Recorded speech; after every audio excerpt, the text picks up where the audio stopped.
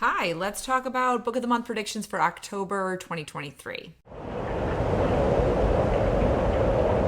Hi, I'm Colleen Delaney. If you're new here, I talk about books and writing. In the description, I will have links to my newsletter and my books if you want to check them out. But today we're going to talk about Book of the Month. And I have to apologize. I'm having so much problems with my microphone. I don't know what's going on. It's only working about 50% of the time.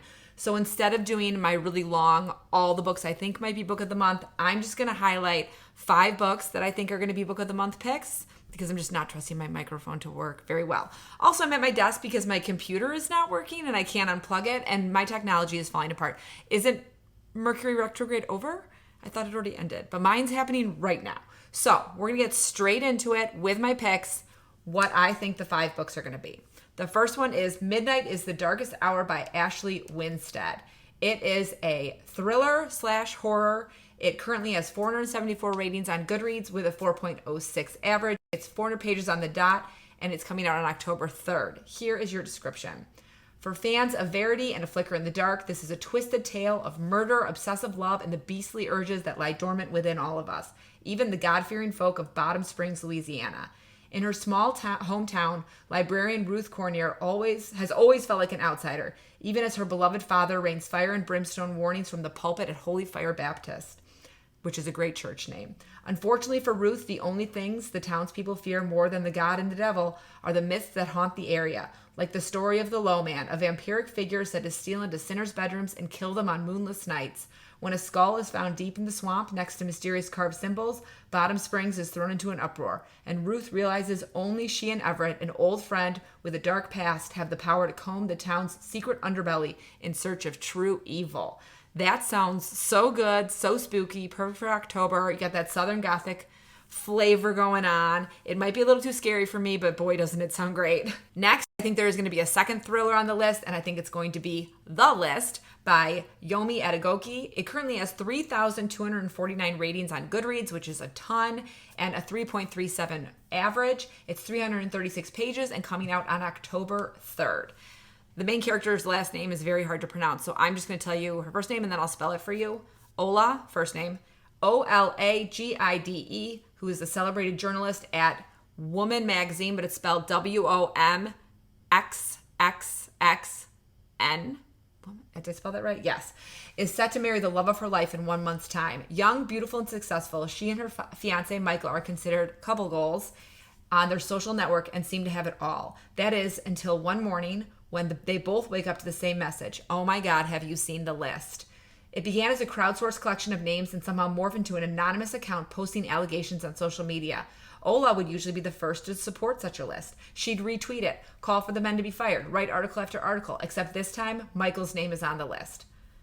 That sounds so good. I want to read that so badly. I love this kind of stuff. It just reminds me of the Ashley Madison stuff and all the Me Too movement, and I think it would be a phenomenal read. So please pick it Book of the Month. Next, I picked a book that is historical horror for the historical fiction pick because it's October. If there's going to be a book that comes out with an awesome cover that's historical horror, I think they might pick it. It's called The Reformatory by Tananarive, I think is how you pronounce the author's first name, 108 ratings on Goodreads with a 4.57 average. So while that's not that many ratings, that's a very high average. It's long though. It's 576 pages, which is kind of long for Book of the Month, but I feel like for this one, they might be fine with it.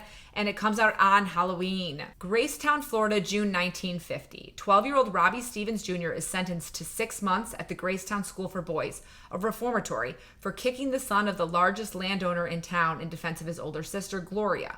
So begins Robbie's journey further into the terrors of the Jim Crow South and the very real horror of the school they call the Reformatory. Robbie has a talent for seeing ghosts, or haints, but what was once a comfort to him after the loss of his mother has become a window to the truth of what happens at the Reformatory. Boys forced to work to remediate their so-called crimes have gone missing, but the haints Robbie sees hint at worse things. Through his friends Redbone and Blue, Robbie is learning not just the rules, but how to survive. Meanwhile, Gloria is rallying every family member and connection in Florida to find a way to get Robbie out before it's too late. Whew, that sounds Too scary for me, but like a great horror pick for October for Book of the Month. And then Book of the Month releases some clues. So the fantasy pick I do think is The Unmaking of June Farrow by Adrienne Young, because the first clue that they gave for book 1 is basically the plot of this. This currently has 531 ratings on Goodreads with a 4.56 average. It's 336 pages. It's coming out on October 17th, and Adrienne Young was an add-on with her book, The Spells for Forgetting, last October, which I read and really enjoyed, and I'm going to get this book.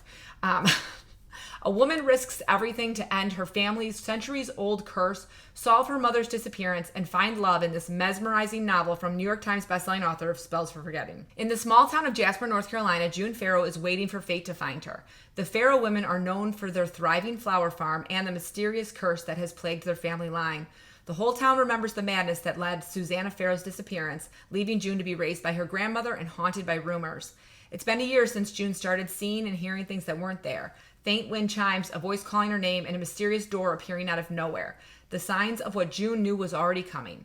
But June is determined to end the curse once and for all, even if she must sacrifice finding love and having a family of her own.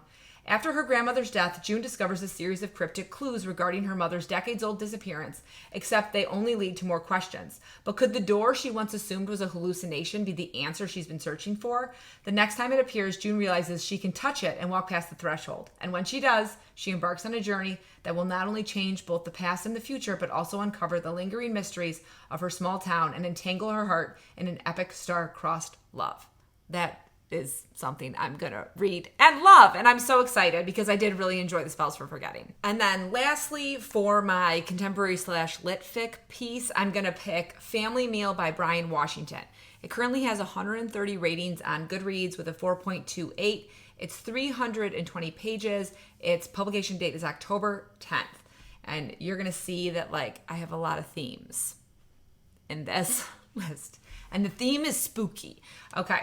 Cam is living in Los Angeles and falling apart after the love of his life died. Kai's ghost won't leave Cam alone. His spectral visits, wild, tender, and unexpected.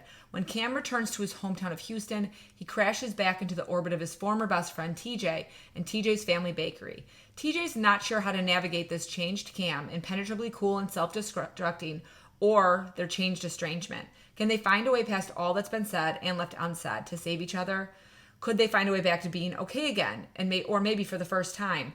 When secrets and wounds become so insurmountable that they devour us from within, hope, sustenance, and friendship can come from the most unlikely source. So this is listed as contemporary fiction and as like having queer themes and lit fic. It's not listed at all as being a romance, because first when I read it, I thought maybe that it's going to be like a second chance for Cam and TJ. But the fact that it has a ghost in it, but is a lit fic / contemporary fic, made me think it might be the pick for October. Okay, and lastly, because I've been having so many issues, and this is literally the third time I filmed this video, Book of the Month has come out with their add-ons, some of them at least, so I can just tell you them. So The Unfortunate Side Effects of Heartbreak and Magic by Brianne Randall is an add-on, and I'm actually really excited and already put it in my box, and this is why. There has been like a social media craze on, particularly Instagram, about that book. That it's like Gilmore Girls meets Practical Magic, and everyone's talking about it and sharing about it and can't wait to read it. It sounds like a comp for my book that's coming out in May. So like a comp is like a book in publishing. You talk about like, if you like this, you'll like my book. So it kind of sounds like a comp. So I need to read it, obviously. Also, I would enjoy reading it. And you're going to see my October TBR in a couple days. I didn't have a witchy book. So now I have a witchy book. Another add-on, which thankfully I had to refilm this because I had this on my list of maybe being one of the main picks, is The Fragile Threads of Power by V.E. Schwab. V.E. Schwab wrote, a lot of stuff, but most famously, The Invisible Life of Addie LaRue.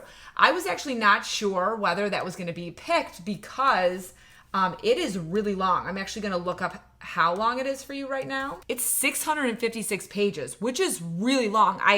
When I talked about it in my original filming, I own Addie LaRue on my shelf, and I went to see how long that was, but that's like high 400s.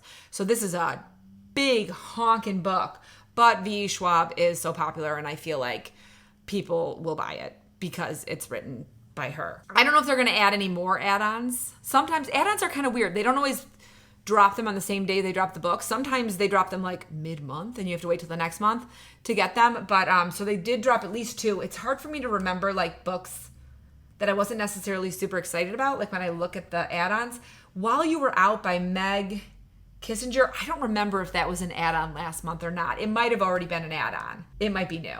An Intimate Family Portrait of Mental Illness. It's a memoir. I don't know.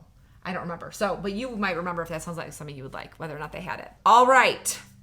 If you're still here, I have an important question for you. Do you prefer this? Me just giving you 5 books plus maybe 2 add-ons that I think are going to be the picks? Or do you prefer my longer videos? I didn't do one for September, but like what I did for August, where I went over 20 books that I thought might be picks. So you get like a large view of what's coming out in the next month.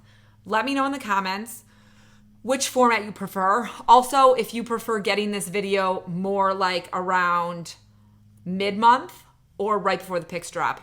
Either way, let me know. If you're still here and you don't want to write words in the comments, but you want to let me know you got this far, drop me a big stack of books emoji, because when those books drop, I know I'm getting at least 3 because I want the Unmaking of June Farrow. I already put the Unfortunate Side Effects of Heartbreak and Magic in my basket. And I know there's going to be a thriller I want because you know what? I know who I am. It's good to know who you are. Heck, I could get 5 books this month if I want. I'm looking right now, I have 18 credits. I could go crazy if I wanted to. I probably won't. I have a huge TBR. Maybe I will. We'll see. As always, I hope you're in the middle of a good book, about to start reading a good book, or about to start writing a great book. I will see you soon.